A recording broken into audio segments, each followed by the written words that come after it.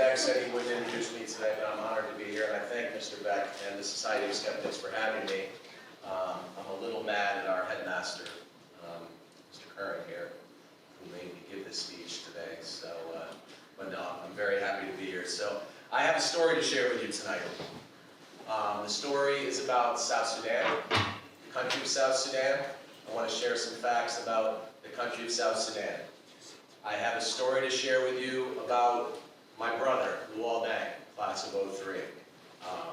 This is a picture of him at the NBA All-Star game in Orlando when he told the world he was going to support Africa. He got fined a lot of money for taking off his All-Star jersey and wearing his Africa jersey. It's a story about athletics, giving people access to power and being a unifying source. It's a story about access. As you can see, there's the wall dang with then President Obama in the White House talking about South Sudan.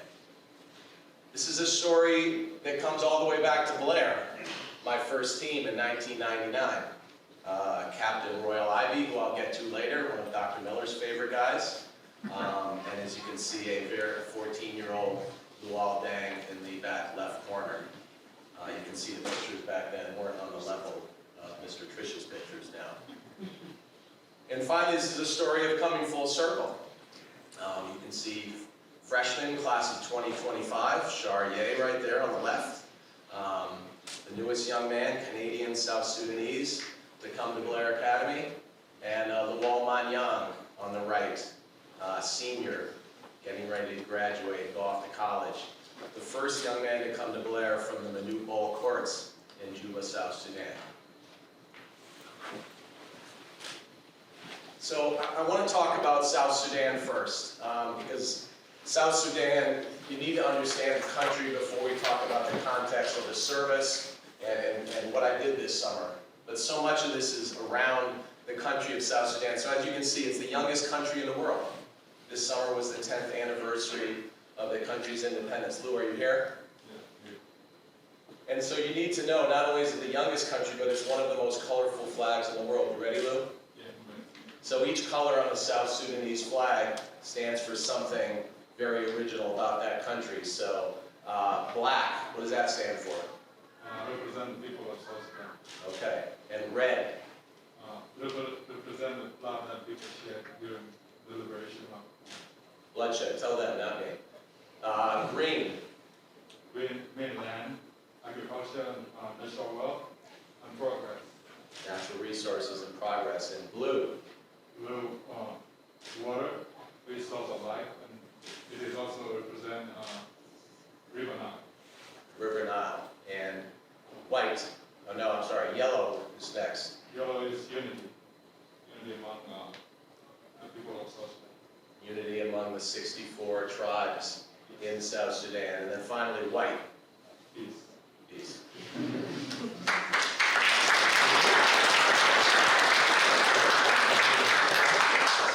So a country's flag can tell some stories. Here's some unfortunate facts. South Sudan is a place with great oil resources, a great river running through it, natural agriculture, a diverse people. There's some unfortunate facts about this young country as well. As you can see, 72% of school-age children aren't actually in school. Think about that as you worry about your next AP test coming up. 27% adult literacy rate. You feminists in the crowd, 8% of women would be what the UN would call literate. And an average life expectancy of 58. I believe the average life expectancy in the United States is 20 plus years longer than the life expectancy if you were born in South Sudan or a refugee camp to a South Sudanese mother. A couple of other facts about South Sudan. There is currency, but the main currency of South Sudan to this day in 2021 is a cow. The most wealthy people in South Sudan are the people with the most cows. So that is how you wed your wife. You have to give cows to the father of the bride, and that is how you pay for things on a daily basis, is through your wealth with cows. Interesting. We're We're going to talk about the refugee crisis, which loops me back to the all day, which loops me back to basketball in a second. There is a major refugee crisis in South Sudan, and there has been for decades. This is a country that has been on and off at war since 1959 when they gained their independence as Sudan from the UK. So this is a place where there are hundreds of thousands of child soldiers, where there are, I gotta make sure I get my numbers right here, over 2 million displaced people, and 1.67 million internally displaced, meaning that the home that they have is no longer their home. They're either wandering through the plains of South Sudan or living in a refugee camp within South Sudan. So millions of people have been displaced by violence, by famine, by poverty. You can see pictures of a refugee camp during the rainy season.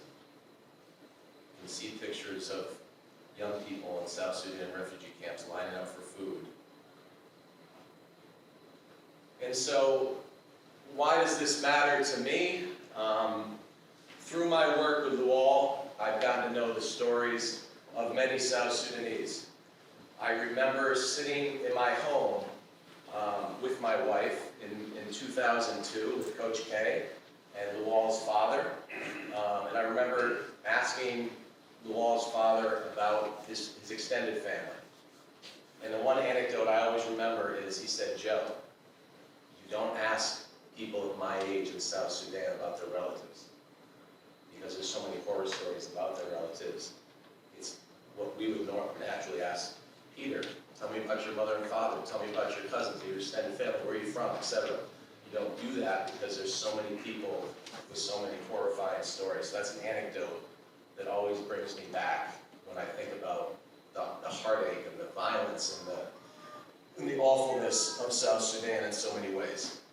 So that gets me all the way back to our former four-year student at Blair, and a young man that I brought here in the fall of 1999, which will get me to my summer, which is I think why a lot of you guys came here to hear about my summer, as if I'm in second grade and I have to give you my report on my summer. All right, but Lou has been doing work ever since he pulled off his jersey and showed the Africa sign to the world. He's been trying to head up humanitarian efforts in South Sudan, but also trying to use sport as a vehicle to unify and bring pride to his country. So the first camp that we ran for South Sudanese immigrant kids was right here at Blair in the summer of 2016. He has since branched out. We run camps and clinics in Australia. Some of you guys might remember AK and Henry McKenney that were here a few years ago. Those guys came through camps. We got very active with the South Sudanese population because we have so many young people that were basically being human trafficked for their basketball skills.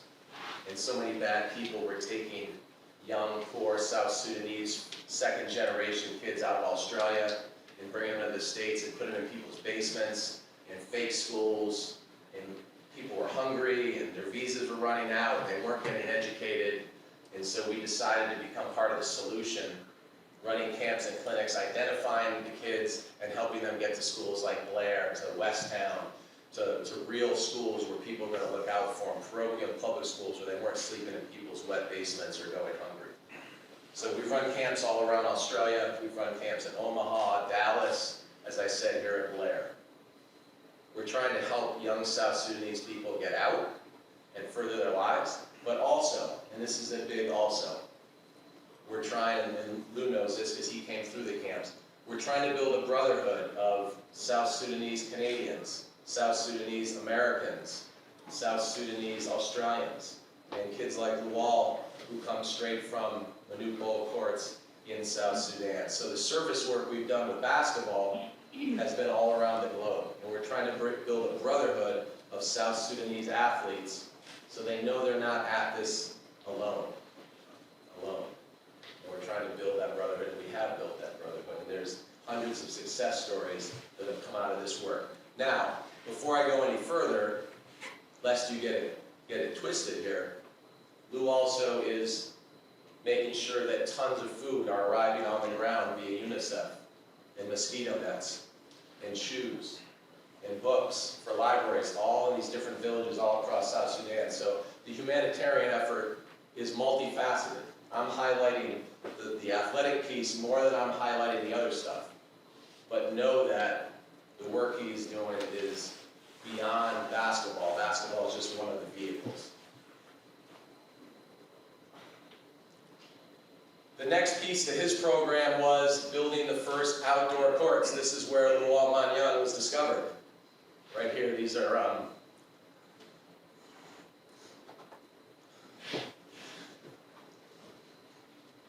that's Manupol Court in Juba, South Sudan. And there's 2,000 people. You can see the typo from South Sudan, but I wanted to make sure this slide was on there. This is the only outdoor court in Juba and in South Sudan, and this has been a way for dozens of kids like Lou to get out of the country. We're trying now to get the funding to build the first indoor arena in Juba so that we can host indoor events. But the foundation has done incredible work, and now there's a real push to get young women out on the courts, and more young women are using basketball as a means to get out of Juba and move forward. Manupol Court was named after Manupol. You guys are pretty young, so you may not remember the first South Sudanese player in the NBA. He was 7'6". He went to Bridgeport University. He has since passed away, but he was an incredible man in South Sudan. He basically went broke, giving all of his own money back to the people of South Sudan. He taught Luol Deng and his brothers how to play basketball in Ethiopia, in Egypt, and it led to all the things that have happened since. So the court in Juba is named after Manu.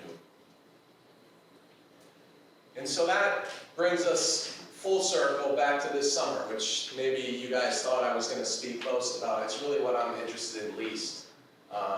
And that is the fact that I was able to serve South Sudan as an assistant basketball coach for their first men's national team. So 2 years ago, South Sudan did not even have a national team.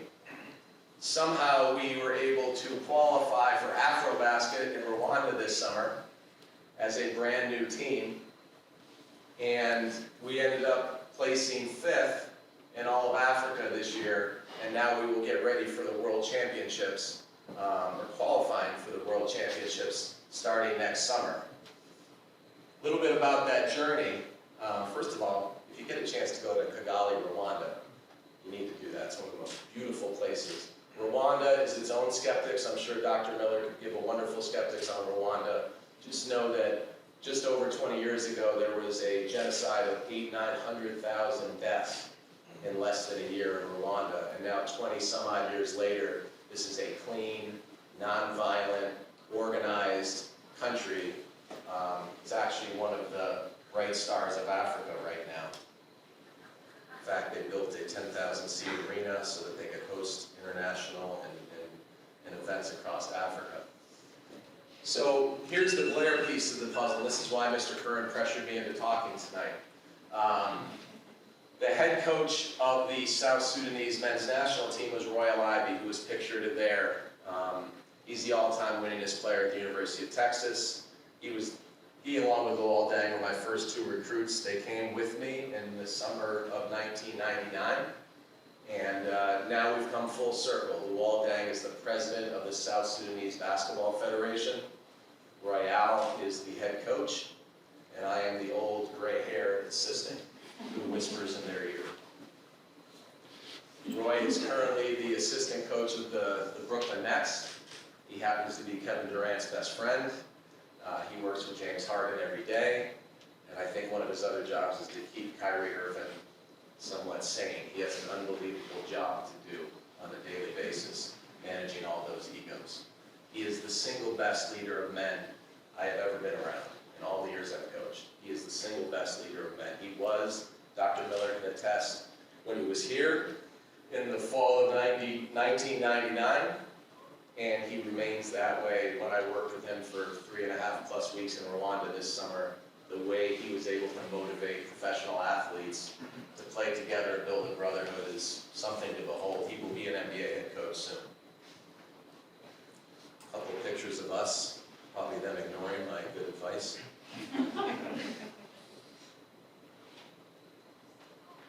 Moving back, I don't know what I did. Anyway, so just a couple more things. Our team in Rwanda was made up of young men from Australia, NCAA players from the United States, and a couple of guys right from South Sudan. The guy on the left there, Dangakuth, number 12, was our best player. His mother and sisters have lived in a refugee camp in Kenya for 18 years. 18 years in a refugee camp. So we were bubbled in Rwanda, so I spent a lot of time with these guys. Gave me time to ask my probing questions. My inner Q Clark. You know, Mr. Clark asks all those great questions, right? Those of you that know him, he's the question asker at Blair. I tried to do my inner Q Clark and ask as many questions as possible. Dangakuth's family stays in the refugee camp in Kenya because it's the safest place to be. It's the place where there's medicine. It's the place where there's food. And it's the place where there's actually going to be a roof under their head and they're hopefully not going to be killed. 18 years in a refugee camp. And it's a positive. Think about that. Think about that. Dang left and moved to Australia. He lives in Melbourne. He's a professional basketball player now. He moved with his father, but his mother and his sisters are still there. I did not understand the gravity of coaching this team. They had never won an international game. Okay, so when we beat Kenya, well, we beat Cameroon because they all got COVID. So we were 1-0. We had a big win over Cameroon. They stayed in our hotel with COVID, and we were hoping we weren't all going to get COVID. But our big win over Cameroon, COVID forfeit. We didn't really count that. We did not celebrate this way after the COVID forfeit win. But when we played Kenya and got South Sudan's first international win in basketball ever, I could not believe the reaction of the fans from South Sudan. I couldn't believe grown men, pros, crying, every one of them in the locker room. And I could not believe the videos that I was shown from Juba, South Sudan, of people dancing in the streets when they found out that we won. We were joking, the Americans on the coaching staff, we were joking, it was like a little mini Miracle on Ice. I mean, I don't mean to say it was Miracle on Ice, but it was the biggest international sports win in the country's history. It's only a 10-year-old country. So there was literally people dancing in the streets. And then luckily 2 games later, we came back and beat Uganda. Now, if you go back and look at the map of South Sudan, you will see that South Sudan abuts Kenya and it abuts Uganda. And so the people of South Sudan said we were the Eastern African champions because we beat the 2 neighboring countries. So for the people of South Sudan, it didn't really matter what else happened after that. We beat Kenya, we beat Uganda, we were East African champs. There was more dancing in the streets. There's a picture from Afrobasket of the fans from South Sudan. I mean, the video was incredible. People bawling their eyes out when we won. The pressure we felt as coaches when you have a new country's sports hopes hanging in the balance is, I get pretty worked up over our game against Hill. But when I started seeing the videos of what was happening when we were winning in the streets of Juba, I was not sleeping very well those nights in Kigali. My bed was very comfortable, but I was not sleeping real well. You can see the emotion on the faces. Now, we have big dreams.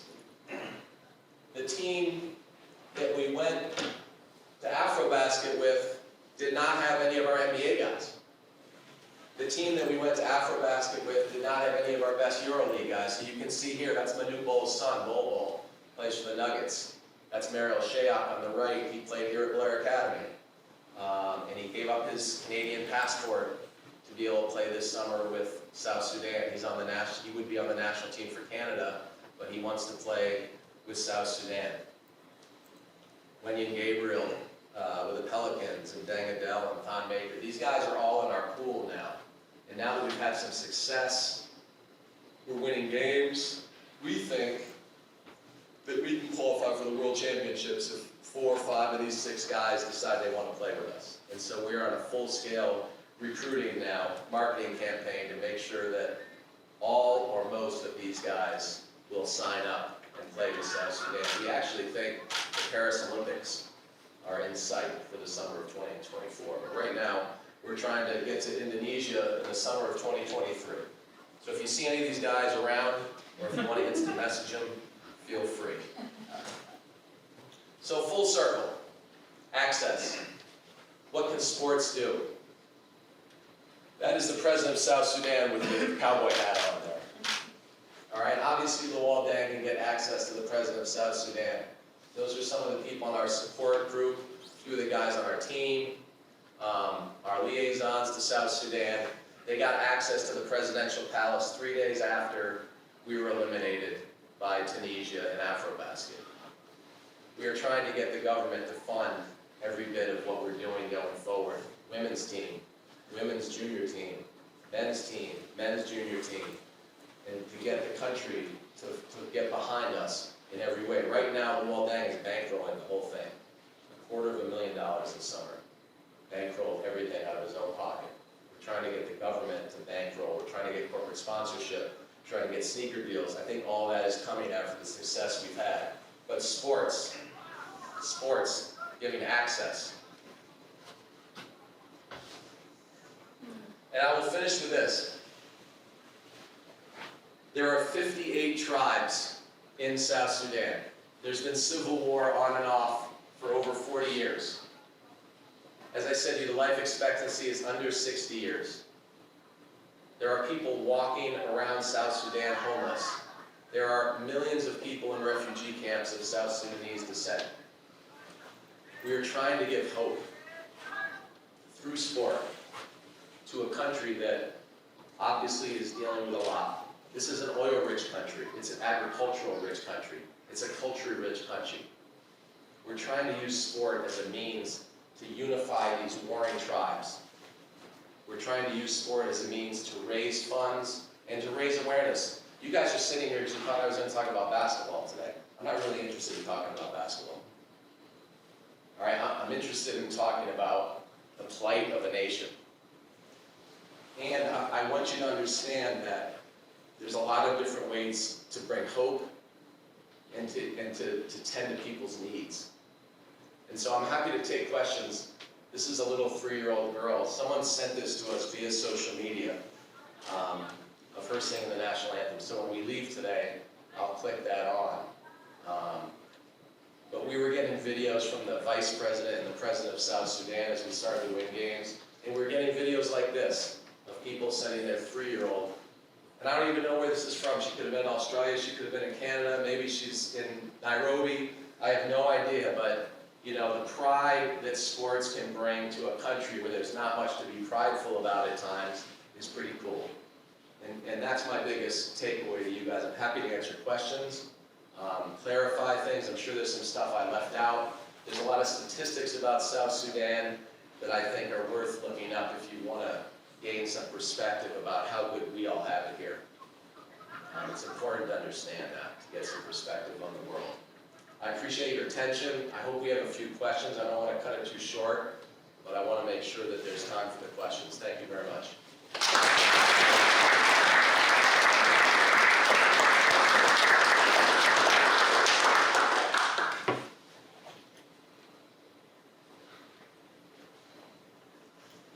Question?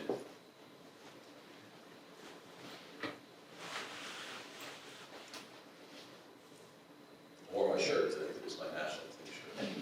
You guys can get them online for $30 if you're interested. What's next for, well, so the guys that you were coaching are mid to late 20s? Most of them, yes.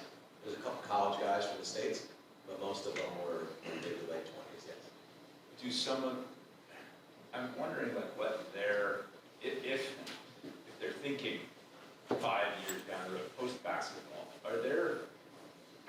aspirations that they have that you notice or can speak to, or if there are any themes? And it's possible that they're just simply focused on this incredible moment and what it means for their country, but just. I think they felt like patriots being a part of this for their country. And as I said, all but 2 of them live other places besides South Sudan. So 2 of the guys are born and still live.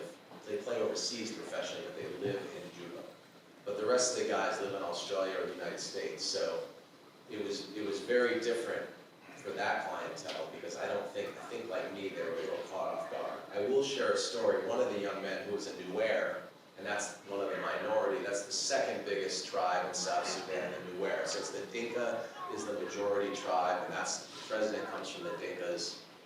The Nuers is the secondary tribe, the 2nd biggest tribe, and those are the 2 tribes that war, and most of the civil wars come from the unrest between those 2 tribes. We had guys from both tribes on our team, to answer your question, Mr. Brigado. And one of the things they said is they just wanted to set an example of the Dinkas and the Nuers being able to play together, be on the same team together. And the one guy said, you know, my uncle is one of the main Nuer generals, and they say they live in the bush.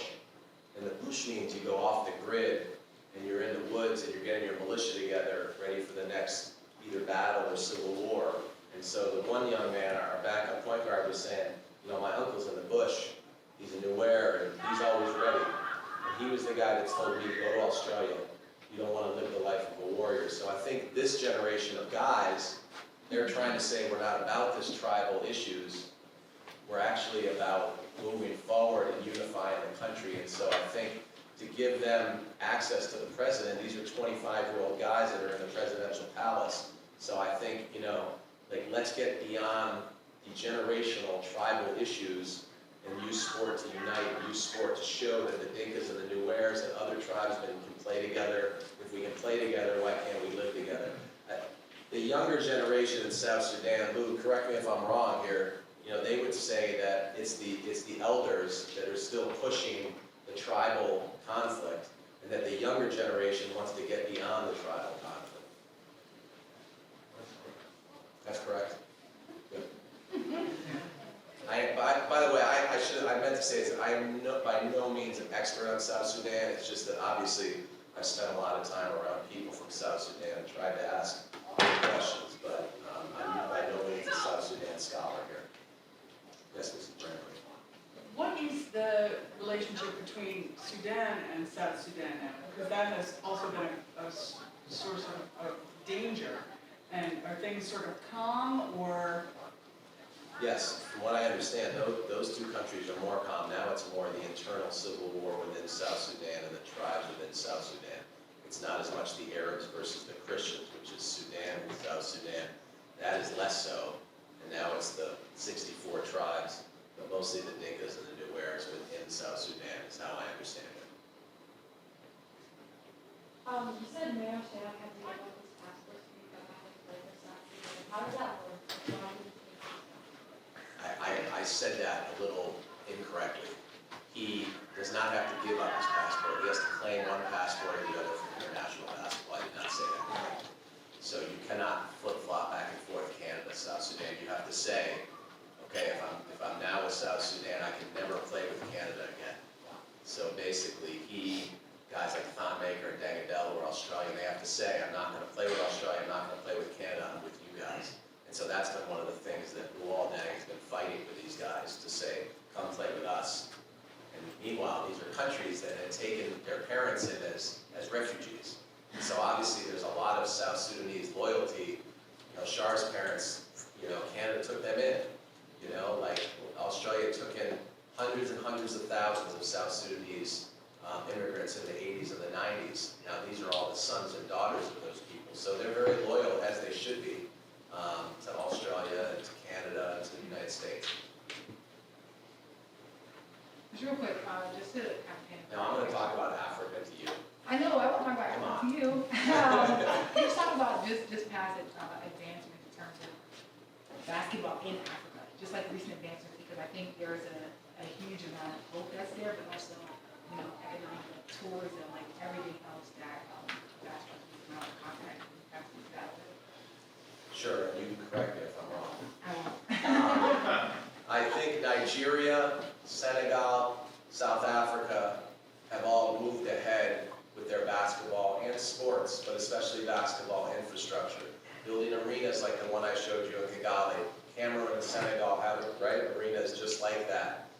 Building professional leagues. There's a thing called the BAL now, which is the African Professional Basketball League, which Luol Deng is an ambassador for. So they're bringing professional basketball to Africa. The NBA has poured tens of millions of dollars into African youth basketball. They have an NBA Basketball Without Borders where they try to identify the best players to send to academies all around the world. So I do think the next step is tourism around the African League. Of course, just when the African League was about to start is when the pandemic hit. So it's hard to know what the tourist piece is going to be. But the real issue right now in Africa and a lot of countries is the coaching. You know, there's not a lot of high-level youth coaches. And so a lot of what people are identifying is how to go in and coach coaches.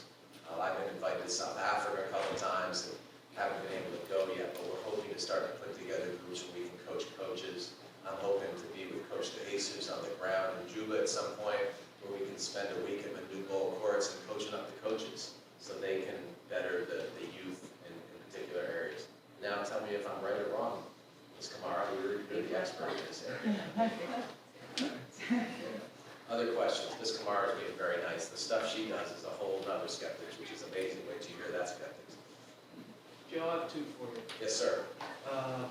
What's the source of the tribal conflict? Is it religious in nature between the Dinkas and the Blairs, or is it something else? No, most of them are all Christians, so it's cultural in nature, and it's back generations and generations and generations. And now there's been so much death, violence, abuse, that the bad blood runs very deep between different groups. And secondly, how did you find, it seems like it started with Luol and Royal Ivy. How did you find them in the first place, and then how did you know that this was an opportunity for you to make a difference on an international scale? Yeah, I mean, listen, I would say that Luol Deng and Royal Ivy coming to Blair Academy, they were both fairly untraditional admits under the headmaster that was here a long time ago, Chan Harvey. They changed my life. They changed my family's life. They changed the trajectory of the impact that I can have. And so having those guys in my life and now full circle, 22 years later, serving both of them, it is pretty cool. How they came here, through college coaching friends of mine. I put my nose through the fence on West 4th Street in Manhattan and watched Royale play when he was 17 years old. And Luol Deng came here with his sister. He was supposed to go to St. Thomas More in Connecticut, but his sister, Arek, who's an incredible activist in her own right, she decided she wanted to come to prep school as well, so Mr. Hardwick took both of them, and Lou couldn't go to St. Thomas More because they don't have women. And so through a college coaching friend of mine, he came with a backpack over his shoulder, no clothes, no computer, no anything, one satchel and his English church clothes, and rolled in here in 1999, and now he's worth $250,000, and he's trying to be a big part of moving this country forward. So it's pretty cool. Yes? Are you working with female South Sudanese basketball players as well? So we had a South Sudanese women's national team this year for the first time. I am not directly working with that team, but our oversight team works with both teams. The sponsorship will be for both teams. Manu Bowl Courts is now at least a third young women. So definitely, Luol's older sister, Arek, who came to Blair, she went to the University of Maryland on a full scholarship. She played professional basketball herself. And so she is pushing very hard to make sure that all the opportunities we're giving to young men through basketball, there's also going to be equal opportunities for women. Yes? You spoke really briefly about the humanitarian efforts. Have the internal conflicts, the tribal conflicts you're speaking about, hindered that effort in any way? 100%, in every kind of way. Luol's also trying to be a part of building roads roads, building bridges, building landing strips for airplanes so more aid can get in, and the conflicts keep getting in the way of, construction vehicles getting stolen, violence, people stealing the humanitarian aid. There's all kinds of things in a country like this that get in the way of UNICEF and other groups being able to bring the aid that they're trying to bring. So yes, and he also does most of his humanitarian work off the grid. Like, he doesn't want that getting in the newspaper. He's trying to keep the sort of narrative to sport, even though he's pouring a lot more money and time into the other stuff, but he doesn't really want any public credit for any of that. So, but yes, the stories they tell about food, materials, shoes, mosquito nets not making it to where they wanted to make it to, or the ability for the trucks not to get 200 miles down the road to the next place because the rebels are stopping the trucks and stealing everything. There's a lot of issues. Yes. Can you speak more about looking at trafficking with basketball and how you work with that or yourself? Well, so there's a lot of basketball players from around, there's a lot of athletes, soccer players too, right? There's a lot of athletes from around the world that are being plucked out of their places, especially poor countries in Africa and Eastern Europe, India, and they're being brought to places. It's not all the United States, academies in Europe with soccer, this is a big thing, but there's a lot of issues with kids being plucked away from their families at a very young age and then being brought to places where they're not looked out for, not fed, not educated, and worse yet, then kicked to the curb if all of a sudden they blow their ACL out, or if they turn out that they're just not good enough, or whatever it might be. So, what we try to do with with our English kids, which is a whole other thing that we're doing with kids in the UK, which I'm not speaking about tonight, and then these South Sudanese immigrant kids, is to make sure that we can be the middleman and try to farm out kids to really positive places where we know the person receiving them at the other end is going to look out for them, educate them, feed them, and forward their lives. Whether they end up being a star soccer player, basketball player, track runner, whatever it may be. So there's just so many people out there that are just not well intentioned. And obviously there's a lot of money in sports at the highest levels. So there's a lot of bad people. And there's a lot of South Sudanese single mothers in Australia and Canada and working at the meatpacking plants all around the Midwest. And the South Sudanese, the last generation of South Sudanese immigrants are in Sioux Falls, Omaha, Lincoln, all throughout the Midwest. The Lutheran Church brought them there in the 80s to work at meatpacking plants. So there's these pockets of South Sudanese immigrants all around the Midwest. And so we're trying to work with that constituency as well, because a lot of them live in Section 8 housing, and they have single mothers that work in the meatpacking plants, their fathers aren't there, and that's a group of kids we're trying to help get to junior colleges and ultimately get educated so they can further the next generation of their family. Dr. Miller, yes, sir. Does the Nets organization support the work of assistant coach Ivy, or is he carving that out by himself? And the other question is, are there NBA teams that are likely to underwrite your work? So the first question is, the Nets were incredibly supportive of Roy taking time away and getting reps as a head coach for a national team. And I think they think that's only going to make him a better coach for the Nets. And frankly, as Kevin Durant's best friend, he's got quite a bit of leverage within that organization right now. I think he's very valued as a coach, and I think he's very valued as a mentor to James Harden and Kevin Durant. So they've been great. The Nets have been great to him.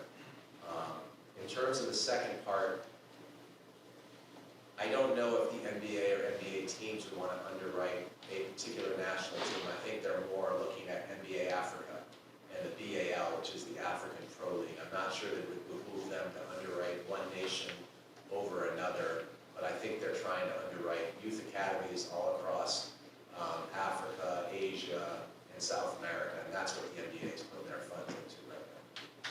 And a few of our young guys are in the NBA Academy. A few of our young South Sudanese guys are in the NBA Academy in Senegal, and some of them are in Mexico City. Yes? After everything was over from the politics of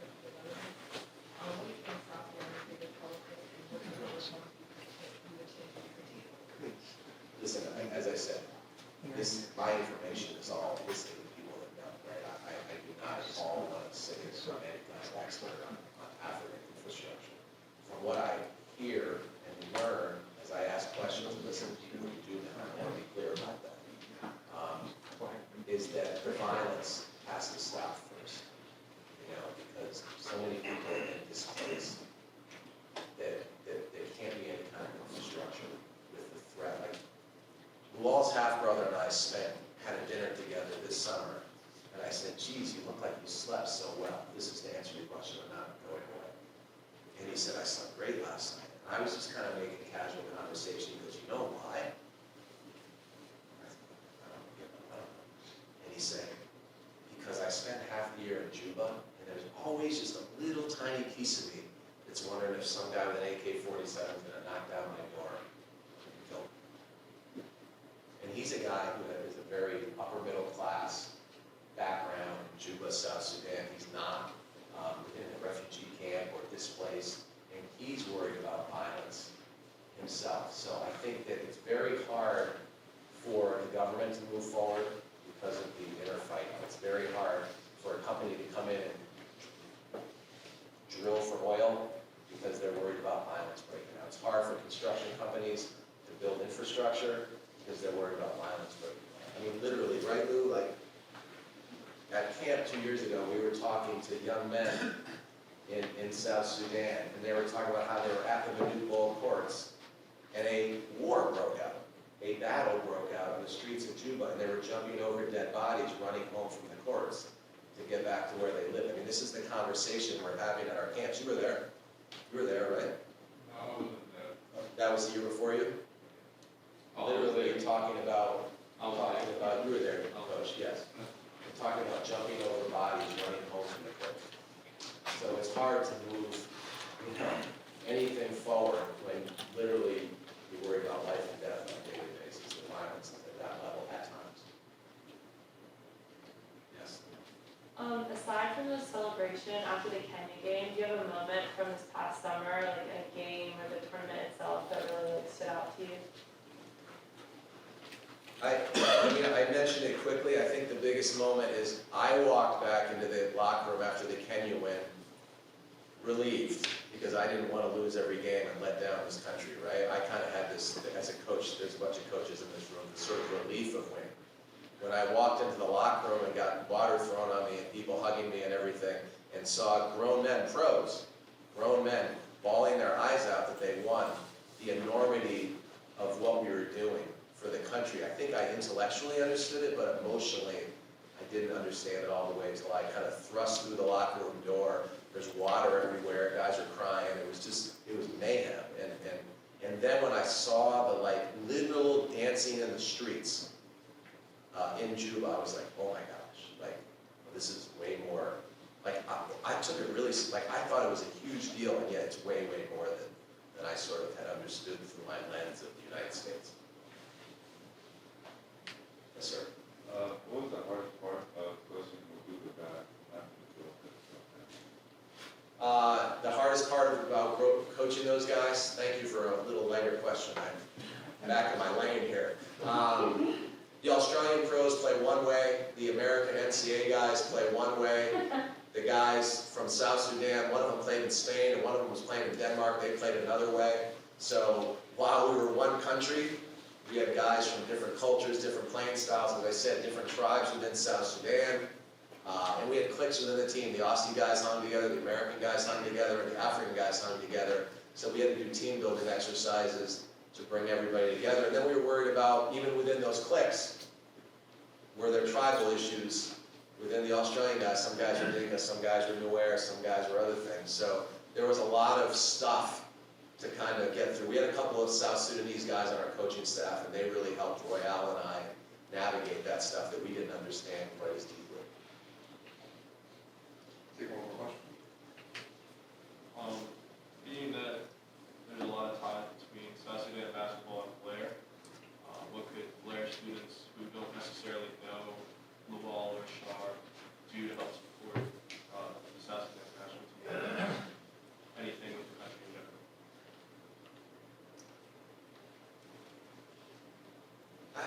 I don't really answer that question. I think we're going bigger than that. We're trying to get huge corporations and sneaker companies. We're trying to raise millions of dollars to get behind our team. I think what I wanted to do today is just trick you guys into coming here thinking I was going to have some fun thing about a basketball tournament and just try to raise awareness about a country that not many of us know much about. I think and I hope too, I hope just, we can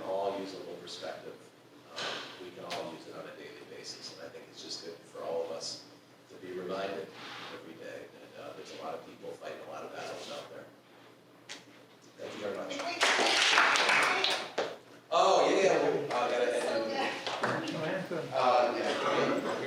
On the way out, you guys can watch the cutest video ever. Everybody give